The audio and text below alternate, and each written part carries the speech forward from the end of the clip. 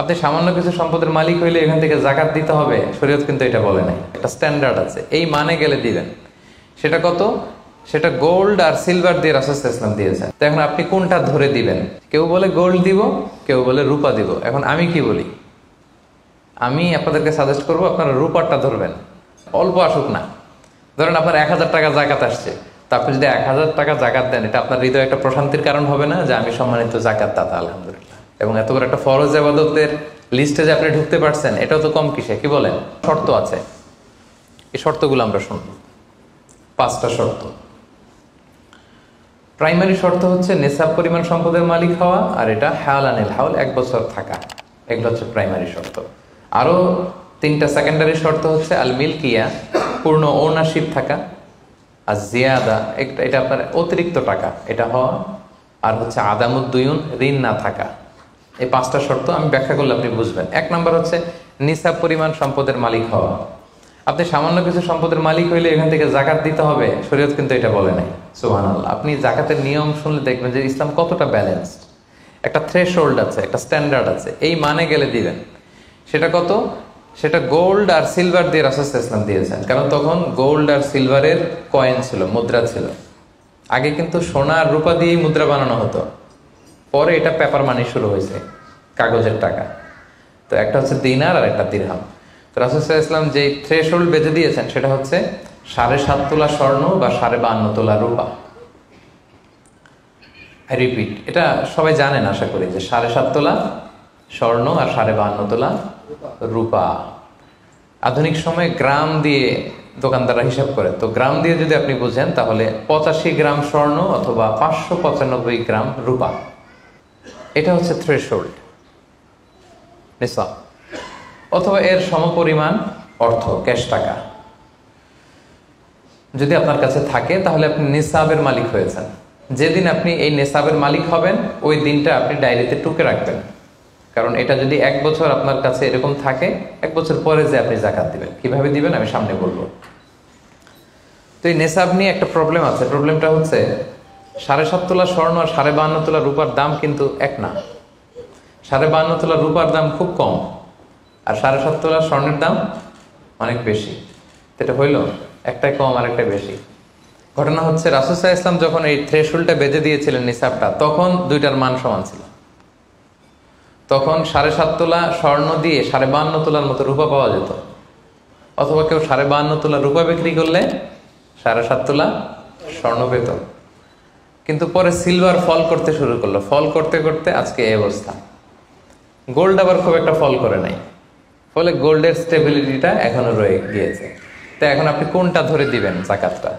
যদি আপনি রূপা ধরেন, কথার কথা, রূপা যদি এই 1 ভরির দাম 1000 টাকা হয়, তাহলে 52.5 ভরির দাম কত? 52,500 টাকা। কিন্তু স্বর্ণ যদি আপনি হিসাব করেন, 1 ভরি যদি 50,000 হয়, 7.5 ভরি কত? 3.5 লাখ প্লাস, তাহলে প্রায় 7 গুণ কম বেশি, তাই না? এটা নিয়েই হয়ে গেছে জটিলতা। তো এখন আপনি কোনটা ধরে দিবেন? অনেকে বলে না গোল্ড দিব, কারণ গোল্ড ফল করে নাই, এটার যে স্ট্যান্ডার্ড এটা এখনো বজায় আছে। এটা নিয়ে অনেক আলোচনা, আমি খুব সংক্ষেপে বলি। কেউ বলে গোল্ড দিব, কেউ বলে রূপা দিব। এখন আমি কি বলি? আমি আপনাদেরকে সাজেস্ট করব আপনারা রূপারটা ধরবেন। রূপারটা ধরলে কি লাভ হবে জানেন? 2 দিকেই লাভ, আপনারও লাভ, যিনি নিবে আরও লাভ। রূপারটা ধরলে বেশি সংখ্যক লোক জাকাত দান করতে হবে, তাই না? আর বেশি সংখ্যক গরিব লোকও টাকা পাবে, কি বলেন? তো 2 পক্ষে লাভ হইল না। এখন প্রশ্ন করতে পারেন, হুজুর ও পাইছে, ওর লাভ, আমার লাভ কি? আপনার তো সবচেয়ে বড় লাভ, আপনি তো সওয়াব পাবেন আখিরাতে। এটা আমাদের বেশি দরকার না? কি বলেন? যিনি গ্রহীতা উনি পেয়ে লাভ, তার লাভ হইল, আর যিনি দাতা তিনি সওয়াব পেয়ে লাভবান হইলেন, তিনি সম্মানিত জাকাত দাতা হইলেন। অল্প আসুক না, ধরেন আপনার 1000 টাকা জাকাত আসছে, তা আপনি যদি 1000 টাকা জাকাত দেন, এটা আপনার হৃদয়ে একটা প্রশান্তির কারণ হবে না যে আমি সম্মানিত জাকাত দাতা, আলহামদুলিল্লাহ, আই এম এ জাকাত পেয়ার। এবং এত বড় একটা ফরজ ইবাদতের লিস্টে যে আপনি ঢুকতে পারছেন, এটাও তো কম কিসে, কি বলেন? এজন্য স্বর্ণেরটা না ধরে রূপারটা ধরবেন। আপনাদের যে টাকা পয়সা, আপনাদের তো হীরা দিয়ে করা দরকার আপনাদের নেশা। এনিওয়ে, তো এজন্য আপনারা রূপারটা ধরবেন, তাহলে লোকজন উপকৃত হবে বেশি, সম্মানিত ভাই এবং বোনেরা। তাহলে 5টা শর্তের প্রথমটা তো বুঝে গেছেন, নিসাব। কি বলেন? নিসাব বুঝে গেছেন না? 2 নম্বর শর্ত হচ্ছে শুধু এই নেশাব পরিমাণ সম্পদের মালিক হইলেই হবে না ভাইরা, এটাকে হাল আনিল হাউল বলে, মানে 1 বছর আপনার কাছে থাকতে হবে। দেখেন ইসলাম কতটা ভারসাম্যপূর্ণ।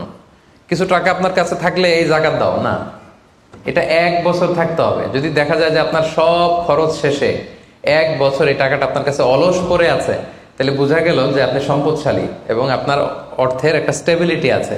কি বলেন? তাহলে আপনি নেশাব পরিমাণ সম্পদের মালিক হলেন এবং 1 বছর যদি থাকে, 1 বছর শেষে আপনি জাকাত দিবেন। এই বছরটা কিন্তু সৌর বছর না, সোলার ইয়ারে হিসাব করলে হবে না, এটা লুনার ইয়ারে, চান্দ্র বৎসরে। খেয়াল রাখতে হবে, সৌর বছর জানুয়ারি ফেব্রুয়ারি মাসের যে হিসাবটা, এটা 365 দিনে 1 বছর। কিন্তু যেটা লুনার ইয়ার, চন্দ্র বছর, এটা কতদিন 1 বছর কে জানে? কেউ জানেন না? 300 হ্যাঁ 354 দিন, রাইট। 354 দিন, সামান্য কিছু সময়। তো 11 দিনের কিন্তু এখানে ডিফারেন্স আছে, 11 দিনের ডিফারেন্স আছে। তো আপনি হিসেব করবেন হচ্ছে চান্দ্র বছর অনুযায়ী, সৌর বছর অনুযায়ী না। তো সৌর বছর অনুযায়ী যদি করেন তাহলে আপনার জাকাত কিন্তু 2.5% থাকবে না। চান্দ্র বছর অনুযায়ী আপনার 2.5%, সৌর বছর করলে ওইটা 2.58% হয়ে যাবে। একটু বাড়বে না? কারণ কতদিন বেশি? 11 দিন বেশি, পার্সেন্টেজও বেড়ে যাবে। তখন কিন্তু জাকাত আপনার 2.5% থাকবে না, 2.58%। বলার আগে বুঝে যায়, কারণ সব ব্যবসায়ী সারাদিন ক্যালকুলেটর নিয়ে কোত্থেকে শিপমেন্ট হইলো, কত মিলিয়ন গেল, কত মিলিয়ন ঢুকলো, সব মুখস্থ, যেন বলার আগে বুঝে ফেলতেছে চটচট করে, মাশাআল্লাহ। তো তখন আর 2.5% হচ্ছে না, 2.58% হচ্ছে।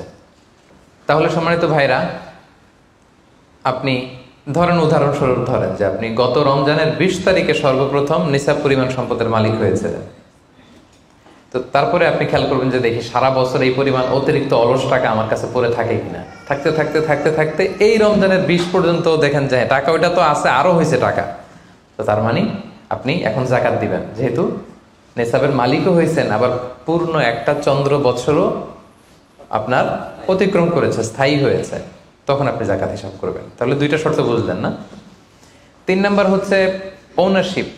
আপনার মালিকানা থাকতে হবে, যে সম্পদটা আছে খালি আপনার কাছে টাকা থাকলেই হবে না, এটা কমপ্লিট, আরবিতে তাসাররুফ বলে, কমপ্লিট ওনারশিপ আপনার থাকতে হবে। এখন একজনের আমানতের টাকা আপনার আছে, ওইটা আপনি জাকাত দিতে পারবেন? একজন 5 লাখ টাকা আমানত রাখছে, আপনি এটা জাকাত দেওয়া শুরু করছেন, হবে? সেটা তো উনি জাকাত দেবে, এটা তো আপনার আমানতের টাকা, এই টাকা তো আপনার বুঝাই দিতে হবে। তো আমানতের টাকা কিন্তু কমপ্লিট ওনারশিপ আমার থাকে না, এটার হিসাব আমি করবো না। তো এটা বুঝে গেলেন। 4 নাম্বার হচ্ছে এই টাকা আপনার অতিরিক্ত হইতে হবে, আরবিতে বলে জিয়াদা।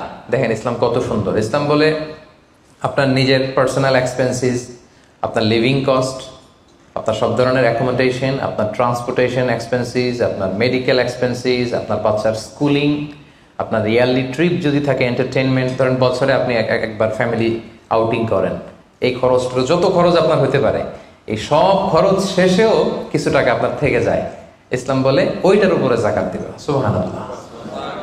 জিয়াদা, অতিরিক্ত হওয়া শর্ত। আপনার লাগে, যদি আপনার এই টাকা লাগে, ওটা তো আপনি ইউজ করবেন। আপনার টাকার ব্যবহারের জন্য সবচেয়ে বেশি হকদার কে? আপনি নিজে। আপনার সব খরচ আলহামদুলিল্লাহ সুন্দরভাবে চলে, এরপরেও নিসাব পরিমাণ টাকা বছরব্যাপী যখন আপনার রয়ে গেল, ইসলাম বলে জাস্ট 2.5%। সুবহানাল্লাহ। তাহলে অতিরিক্ত হইতে হবে। সর্বশেষ শর্ত, 5টা শর্তের সর্বশেষ শর্ত হচ্ছে ঋণ থাকতে পারবে না। ঋণ থাকলে ওইটা জাকাত থেকে বাদ যাবে। ধরেন আপনার আছে 5 লক্ষ, কিন্তু আবার ঋণও আছে 5 লক্ষ, কথার কথা। তো এটা তো আপনি আগে ঋণ দিবেন, আপনি তার জাকাত দিতে পারবেন না। এই কথাটা কি বুঝতে পারছেন? আচ্ছা, ঋণ ভাই 3 ধরনের। কয় ধরনের? 3 ধরনের। একটা হচ্ছে আপনার একবারে পরিশোধ করতে হবে, এরকম ঋণ থাকে না, যে আমি মুরাদ ভাইয়ের কাছ থেকে 1 লক্ষ টাকা নিলাম, আজকে আমার জাকাতের হিসাব করার ডেট, তো 1-2 মাসের মধ্যে টাকাটা দিতে হবে। তো তখন এই যে 1 লক্ষ টাকা উনি পাবে, এই টাকাটা আমি বাদ দিব আমার অন্যান্য অ্যাসেট থেকে। বাদ দিয়ে যদি দেখি যে না, তারপরেও জাকাত হয় দিব, আর না হলে দিব না, কারণ এটা একবারে দিতে হবে। ওনার বলছে যে 1 লক্ষ আমি একবারে দিয়ে দিব আপনাকে 1 মাস পরে, এইভাবে ঋণটা নিয়েছিলাম। তাহলে কিছু কিছু ঋণ আছে একবারে পরিশোধযোগ্য, ওকে, এটা জাকাতের ক্যালকুলেশন থেকে বাদ যাবে। কিভাবে বাদ যাবে আমি ক্যালকুলেশন করে দেখাবো। ঋণের দ্বিতীয় প্রকার হচ্ছে ইনস্টলমেন্টের কিছু ঋণ আছে, কিস্তিতে দেয়া লাগে। লেটস সে আমি 1 কোটি টাকা দিয়ে একটা গাড়ি কিনেছি, BMW গাড়ি, বা 50 লক্ষ টাকা দিয়ে আমি একটা হুন্ডা গাড়ি কিনেছি 50 লক্ষ টাকা। তো এটা আমি কিস্তিতে কিনেছি। কিস্তির ঋণ যদি হয় তাহলে আপনি কিন্তু পুরোটা বাদ দিতে পারবেন না, তখন সর্বোচ্চ 12 মাসের কিস্তি বাদ দিতে পারবেন, 12 মান্থসের, তাও এই চন্দ্র মাসের হিসাবে। কারণ জাকাতের হিসাবটা কি 12 মাসের হিসাব, তাই না? এটা একটা ইয়ারলি ক্যালকুলেশন। আপনি পুরোটা যদি একবারে বাদ দেন তাহলে তো আপনার আর জাকাতই দেওয়া লাগবে না। কি বলেন? বাংলাদেশে অনেক বড় বড় সিআইপি ব্যবসায়ী আছে, ওনারা হাজার হাজার কোটি টাকা ব্যাংক থেকে ব্যবসায়ের কারণে ঋণ নেন এবং ওনাদের ঋণ খেলাপি হয়। তো ওনারা যদি বলে হুজুর আমার তো ঋণ আছে, তো উনি আর জাকাত দিবে কি? ওনারই তো আমার জাকাত দেওয়া লাগবে এখন। কি বলেন? এরকম বড় বড় সিআইপিরা যদি ঋণের দোহাই দেয়, উনি আর জাকাত দিবে কি? উনি তো ঋণী, তাই উনারই কিছু জাকাত আমাদের দেওয়া লাগবে। কারণ আমরা জাকাতের 8টা খাতের মধ্যে একটা পড়েছি, বল গরিমিনা। কি বলেন? ঋণগ্রস্ত ব্যক্তিকে জাকাতের টাকা দিয়ে হেল্প করা যায়, তো উনি আর দিবে কি? উনারে দিই আমরা। ওই ঋণ বাদ দেওয়া যাবে না। ইনস্টলমেন্টের ঋণ হইলে 12 মাসের, আর ওইরকম ঋণ খেলাপি 1000 কোটি টাকা, এগুলো বাদ দেওয়া যাবে। 3 নাম্বার ঋণ হচ্ছে লাক্সারি পণ্য কিনতে যে ঋণ হয়, এই ঋণ জাকাত থেকে বাদ দেওয়া যাবে না।